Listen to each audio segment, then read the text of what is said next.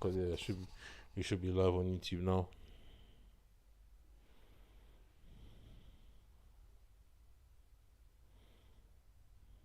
Yeah. Okay, cool. All right.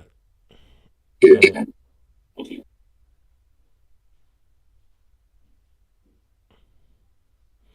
What did you say?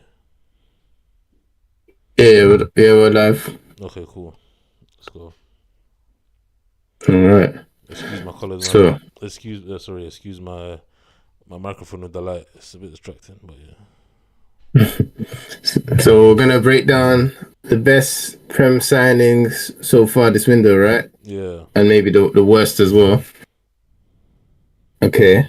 Does anyone want to start off? Just throw out a suggestion for their favorite signing so far. Okay. I will go 1 second. My eyes give me pain. For me, I would say in terms of value, one of the best signings so far is Christian Mosquera, the Arsenal signing, the centre back. I mean, it cost what, Yeah. £12 million? Yeah, something like that. 12 to 15 mil. Yeah, in this day and age, to sign someone who's potentially an international for that amount of money is a bargain. Yeah, I agree with that. That's insane because I think he's someone that can push to be a starter long term. Like maybe be a similar level to Gabriel. So getting him for 15 mil now is insane. Yeah, I agree. He was on my list as well for sure. Um, yeah, I'll throw one out as well. Adam Asnu, from Bayern to Everton.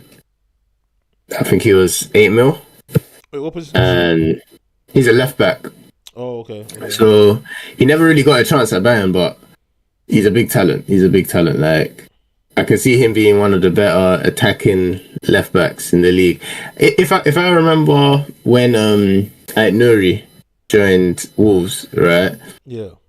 I can see some similarities. He might be better going forward, though. He might be, honestly. He's really good, hasn't he? Like he's the type of guy when you watch him, you're like, he could be a winger. Like he could actually be a Premier League level winger, but he's a very good left back. Okay. I think left back's where he'll be best. So I think that's a huge signing for Everton. They could probably make money on him in a couple of years. Yeah. Okay. What is this just like under the radar signings or? I think it's just best signing. Yeah. Best signings of the Prem so far. Okay. No, I think obviously Ryan Cherky.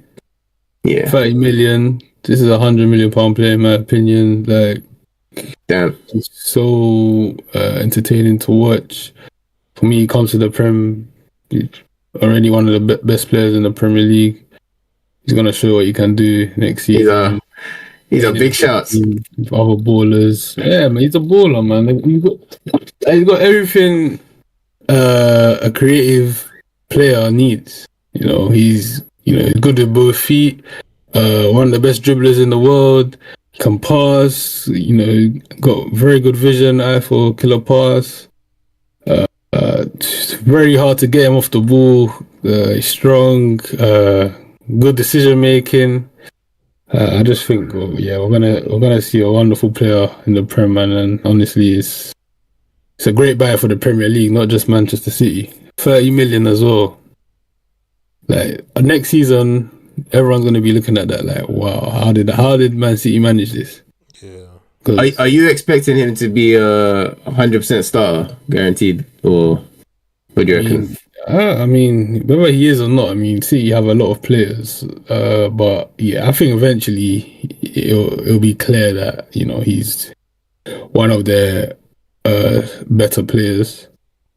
So yeah, eventually he should be nailed down as a starter. But yeah, I think that's the best signing, universally this window because of how cheap he is. It's just great value for money. Yeah, that's fair. Great value for money. I think that's fair as well. I think that's fair. I think the other one who I think is like similar value wise is Liam Delap. because he was 30 mil as well, right? But the only thing with him, again, now that they signed João Pedro, you don't know who's going to be a starter. They'll probably rotate a lot. Maybe I would expect Pedro to start the season at least, and maybe it'll become like you use Pedro for this type of game, you use Delap for this type of game. But I think he's got the potential to be a world-class striker. So for £30 million, that's insane. And Pedro is one of the better signings of the summer as well, in my opinion. 50 mil. I think they're both very good value. So yeah. Pedro is a player. I don't know. I always thought he was decent, but I thought he was a bit overrated before. But now that I've come to realize the guy is a really good finisher, man. Because I thought maybe he was more like an all-round striker. His all-round game is okay, but in the box, the guy is very lethal. In and around the box. He reminds me of one of the old school number 9s. He's good in the air, good with can finish with both feet, and can finish very well. Yeah, man. I think he's gonna do well, especially playing for Chelsea, where they have some of the most creative players in the world. They got Cole Palmer. They got they just signed Estevao as well. Reece James. They're all gonna be creating good chances for João Pedro, man. I think it's actually gonna come to be a good signing as well. But yeah, obviously Delap, rate him highly as well. But he might have to spend some time on the bench this season. It's kind of mad. I agree. I was the same with Pedro. So yeah, I've seen it now. I've seen this is a guy who can get a lot of goals. He's got the goal scoring instincts as well as that well-roundedness, because he can drop in and be a number 10, and he's got vision as well, which is impressive. But then he's a goal scorer as well. You can see he ain't really had the chance to show it yet. But yeah, this team, so yeah, it's gonna be good. All right, yeah. Any others that come to mind just to throw out there? As best signings, I mean, yeah. Obviously, one of my favorite players, Mohamed Kudus. I was actually shocked that Tottenham were able to sign him for only 55 million as well, man. This is a player who's proven his ability at the very highest levels. World Cup, Champions League for Ajax, now Premier League for West Ham. He's an undeniably talented footballer, even we saw it in the Super Cup yesterday. I saw Spurs fans were raving about his performance. That's nothing. That's nothing, compared to what he's actually capable of. Obviously he's going to be playing on the wing a lot. I think for Thomas Frank this season. Yeah, he played a lot on the wing at West Ham. I don't think it's his best position. I think he is better, in the middle where he can affect the game a bit more. But nonetheless, still a great player on the right wing. I think he comes into Tottenham, becomes their best player instantly. He's gonna be their key man. They just lost Son, so I guess it is good timing for them to make a signing like this. But I'm excited to see him linking up with Kulusevski when he's fit. Them two linking up, creating chances for Matis Tel. So I think Matis Tel, once he gets his confidence, once he gets the ball rolling, that guy's gonna be a killer. Tottenham, man, with that Kudus signing, they should be very good to watch. Very good to watch. I don't want Frank to mess this up, man, because even the lineup they played yesterday against PSG, I didn't like that. It was too defensive. Well, it's PSG, right? It's you can't expect PSG. Tottenham could have went at them, man. Cool, they went 2-0 up, but they didn't win. They didn't get the trophy at the end. PSG got into the game more and more. Tottenham, they were tired, all that extra running they had to do because of how deep they were playing. But, man, it's football, I guess. But I agree if there is a sign of things to come with the Palhinha, Bentancur midfield, I'm not really here for it. I'm a big fan of Tapsoba, but yeah. I agree with what you're saying about Kudus. I'm very worried about him being played on the right though, because I feel like when he's on the right, he's more dependent on the team not being like very defensive because he's got pace, but he's not, lightning. Like pace isn't the biggest part of his game. Put it that way. So if the team is having to sit back, play on the counter, and he's on the right, he'll do a good job. He'll be dangerous. He'll create. He'll do a lot of stuff. He'll be a great dribbler, but you won't see the full Kudus in that sense.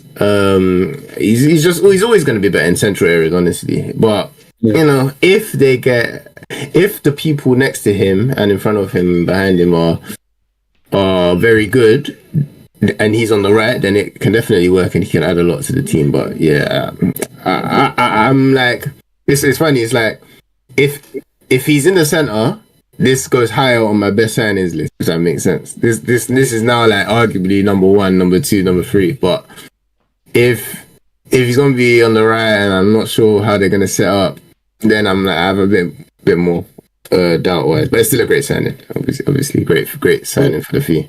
So is Ashley your number 1 signing? Someone. You know what? So I hadn't actually ranked it yet. I think I agree with you on Cherki. I think looking at the price, I see no way of it going wrong really with Cherki. Like, how can it go wrong for that price? He's too talented and he's playing for Man City. He's gonna be having him behind Haaland is nuts. Like for in the long term, that's nuts. Yeah. So yeah, I think that's my number 1. I agree.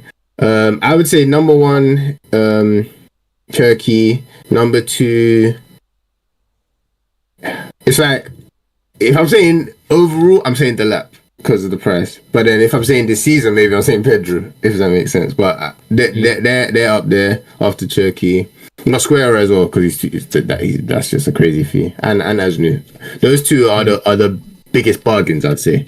Out of all the team, what team do you think done their best business this summer? I would say Chelsea. If we're including especially the guys that they signed last year to bring in now, like Esteval, then 100%, because those 2 strikers for 80 mil, ridiculous. Esteval costs like 35 mil, insane. Who else have they brought in? Esugo for like 20 mil. He's a top player. Who else did they? Hato, Gittins. Big fans of all of these players. Like they haven't made a single signing where I've gone, I would have got someone else. I could go as far as that. Like every single signing they've made, I would say, yeah, that's exactly who I'd have gone for as well in that position. And there's no other team I can say that about. So it has to be them. Another thing about Chelsea is that they're managing to offload the players that they don't really want. Like the players that they signed before, like the Sassis and those kind of players, they're going to cut their losses, but they're not really going to make a big loss on these guys. It doesn't look like it right now anyway. I agree. It's impressive. It's because it hasn't stopped them. Like all the business they've done the last couple of years hasn't stopped them from what they're doing now. So yeah. Two other guys I want to bring up are Arsenal signings, Zubimendi and Gyökeres, because I think both of them are quite good prices for the quality of player, especially being players that are at their peak. So they're players that are, so Zubimendi's 26, Gyökeres 27, I think. So and you're getting them for both like 55 mil, Gyökeres 55, 60 mil. I think that's really good value. When you think about the types of guys who have moved for more in the last 5 years or so, Grealish 100 mil, Anthony, Mudryk, even how long ago was Nicolas Pepe 72 mil? Like put that into context. Getting those guys, I think they're both sure things. I think they're both sure things. Come in this Arsenal team, be key players for them. So for that price, and I think they might be enough to push them over the line. So I think they're some of the best signings as well. They'd be on my list. Okay. I don't know. Yeah. Couple others could mention. Barry. to Everton. Everton. Yeah, Deno Barry. I don't know if you guys have seen much of him. How much did he cost? 27 mil from Villarreal. Okay. So I think he's got a lot of talent. Like, I think that's exactly the signing Everton need to be making alongside Ajnu. These are signings where I can see them being good enough that bigger teams are chasing them for loads. But even, you know, Everton are a big enough club where they can keep them for a few years and potentially start pushing for the top 10 again. You know, it's been a long time since they were even relevant in the top 10, let alone going for Europe and stuff. I remember that used to be them every year. That used to be their normality used to be Europa League race, like throughout the Moyes era originally. So he's back now. I'm impressed by their signings. They're if for that question and who's been the best in the window, they're up there for me. They're up there. Yeah, because that Grealish signing as well. I think there's question marks on him, like what's he got left. But I haven't been watching him for Man City thinking he's done, like physically. I've been thinking, yeah, like it's time to move on. But City's different, you know. City, there's a lot of competition, and yeah, if they can let him do his thing, just like base the team around him, then I think he'll shine. Okay. Yeah. Another good signing, you know, I feel like it should be mentioned is Juve for West Ham. You know, would they pay like 25 million or 20 million for him from Slavia Prague? Guy's top talent, top left back talent, very solid. Yeah, man, good going forward as well, strong. Based on what West Ham need, I don't know if they should have spent the majority of the resources on him, but I feel like that's one of the signings you make. Like when you're able, when a team like West Ham is able to make that signing, they just go for it because he's not going to be available for long, you know.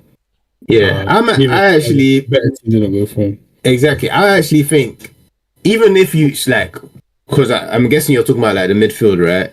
Where they could have spent that money, and they need that, of course. But if you're a West Ham and you're thinking about the signings that are going to help take you to the next level, these are the ones that are going to do it.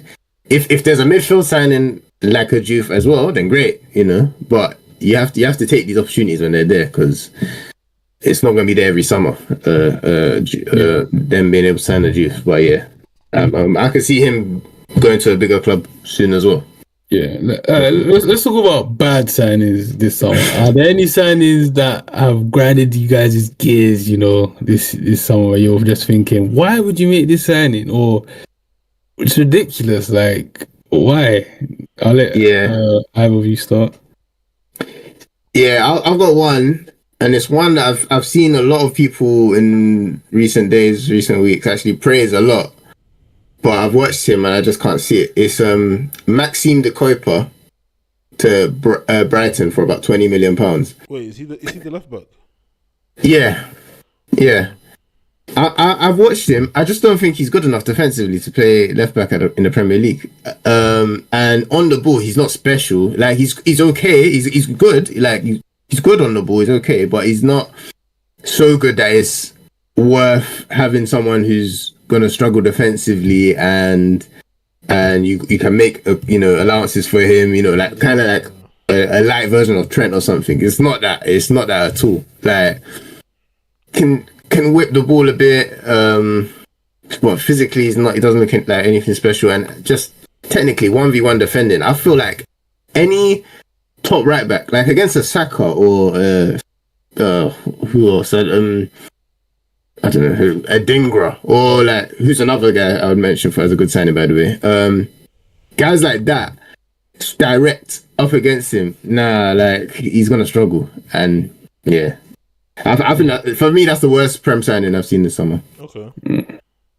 What about you, Jimmy? Do you have anyone in mind, or should I just go? I mean, I don't think it was an expensive signing, but Henderson to Brentford. Henderson bringing Henderson back. I don't really know what that's about. I understand they sold Norgard to Arsenal, but yeah, I don't know if Henderson can I don't know what kind of role he's gonna play in the Premier League this season. Like, I don't really see it, to be honest with you. Yeah, no, people they that's a always great shout. praise his. They always praise his ambassadorial, abilities. They say he's a good egg. Good lad to have around the camp. He is a Champions League winning captain, after all, Premier League winning captain as well. So I guess gotta get. He's got the experience there. I don't know how that's gonna help Brentford, but That's like it's like I'm not sure what he's supposed to add. Honestly, I agree with you, man. I forgot about that signing, but man, for me, I've got a couple, but I'll say Granit Xhaka to Sunderland. ooh, A lot of people have been praising that signing, saying, "Oh, what a coup for Sunderland! Oh my God, how have they managed to pull this one off? Oh my gosh, he's 86 rated on FIFA. Wow, Sunderland, what an amazing signing! Straight in as captain. Wow." Me, I've never really rated Xhaka, and I think based on the signings that Sunderland have already made, so they already signed Habib Diarra for a club record fee. Was it £34 million? yeah, They signed Sadiki from USG in Belgium. Two good midfielders, and they already have the super talented wonder kid, Chris Rigg. Now, all three of them can't start with Xhaka. So who's coming out? They also signed Enzo Lafy. They already have Enzo. They had him on loan in January, and they signed him permanently. So, but he was playing off the left a lot, which I don't personally agree with. But I guess they did get promoted. But yeah, so someone's gonna have to miss out, right? And my prediction is gonna be the young one, Chris Rigg. Mhm. And this could be very, very, very detrimental for the future of Sunderland, because for me, he's already one of their best players, Chris Rigg. And at 17, or is he 18 now? Yeah, 18. This is a vital period for him to be getting a lot of playing time. And he's going to be thinking, I don't want to be on the bench at Sunderland when I've got all these bigger teams coming after me. So, I mean, I don't know their plan, but if Xhaka's coming in for him, for the experience, that's not a good move in my opinion. He even ruins the balance of the midfield in my opinion. I think if you have Sadiki, Diarra and Chris Rigg in the midfield three, that's going to be very difficult to overpower for any team in the league. That midfield can go up against any midfield in the league. But with Xhaka coming in, he ain't got the legs like that. People think he's such an amazing passer. He's not. He got a decent ping on him, a decent long range pass, but it's nothing special in my opinion. It's nothing special. And I don't know, man. I just think it was a pointless signing, in my opinion. A very pointless signing, and it makes more. It just gives the coach more work to do, because now he kind of has too many options and he has to get it right. And in the past, we've seen this be an issue for especially at Nottingham Forest when they first got promoted. They almost went down. Because they had so many options and Steve Cooper just didn't really know what to do with it. But that's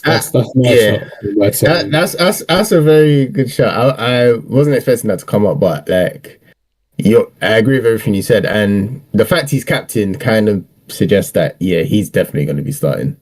So there's no, and he wouldn't have joined if he wasn't going to start. So they brought Xhaka in, and straight away he's going to be the captain.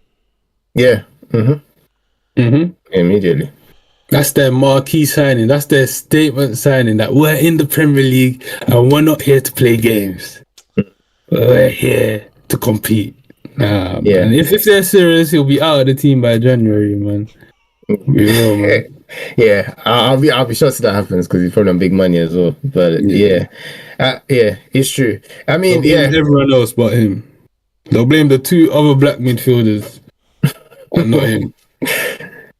Yeah, I think I mentioned it already. The signing from Sunderland that I'm impressed with, the Dingra, because that's one to me where I'm like, oh, you're really you've looked for value in the market, and you've looked for someone who's like, okay, who can actually add something different, take us to the next level, add something that will make us dangerous against when we're sitting back against the top teams, but also that extra ability in the final third.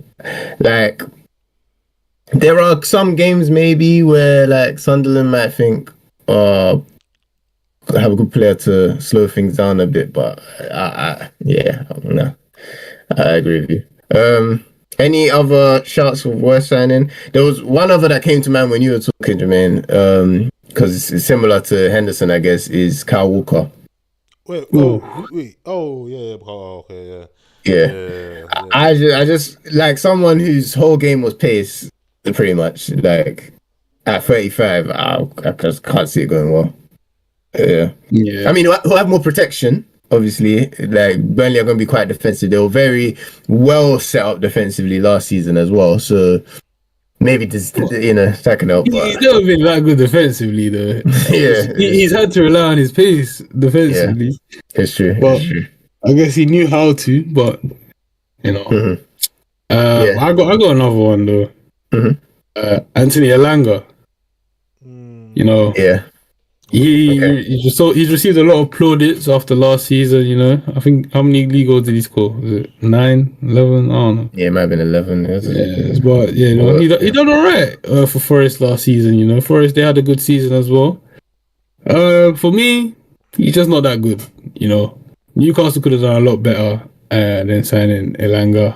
I feel like, cool, he is probably the fastest player in the league. Take away his pace, the guy would he even be in the Prem if he wasn't the fastest player? If he had, let's say, Jacob Murphy's pace, would he even be as good as Jacob Murphy? And he's borderline Premier League player. Yeah. He relies about the too pace. much on his pace. Yeah, but the pace, maybe Eddie Howe, how obsessed he is with physicality. Maybe he's gonna get the most out of the pace. And man, this was Newcastle's chance to really bolster their attack, man. To stop relying so much on Isak. Cool. Now Isak's even leaving. It makes it even worse. Because now your front three is going to be Elanga, Gordon, and whichever striker they get. And the striker's not going to be as good as Isak. Yeah. Because who's out there available that's as good as Isak? If they're done, let's be real. If they'd done the business quicker, they would have been able to probably get Ekitike. But now Liverpool have signed Ekitike, and now Liverpool looking like they're going to sign Isak as well. So I don't know. They've taken some L's there, some big L's. Yeah, that striker now. That's what's made that transfer so bad for me. Yeah, is it 60 million? 55 mil, I think it was. 55 mil. Come on, man. Like, come on. Yeah, man. It's true because right now we just saw that Ouattara is going to Brentford for 42 mil, and I was like, "Ooh, that's a lot of money." But I think Ouattara is a better player than Elanga. Yeah. And so that was my reaction for Ouattara, and Elanga costs more. I know he's got the goals and assists last season, cool, but I don't think he's a better player than Ouattara. So that puts it into context, I guess. That's a bad one. I just got one more to throw in. It's not a transfer, but it's a transfer that didn't happen. I think it's the worst transfer decision of the season. I know exactly so I'm going to say it's Man U rejecting the bid for Bruno. £100 million. Yeah, could have been a game changer. But if United end up signing Baleba, even at 100 mil, that's a great signing in my opinion. So let's see. Maybe we didn't need the money. Well, if we don't end up signing, if Man United don't end up signing Baleba, then and we rejected 100 million for Bruno, then that makes it hell. Someone's got to get sacked. Someone's got to go. I don't know who it is, but someone's got to answer for those crimes. Yeah, man. Oh man. Yeah. Anything else you guys want to talk about? That's good. Yeah, Yeah. I think those are the most of the transfers that I was thinking that I had in mind. Yeah. All right. Alright, guys, thanks for watching. Like, subscribe, and we'll be back soon with another stream in the next few days. Alright.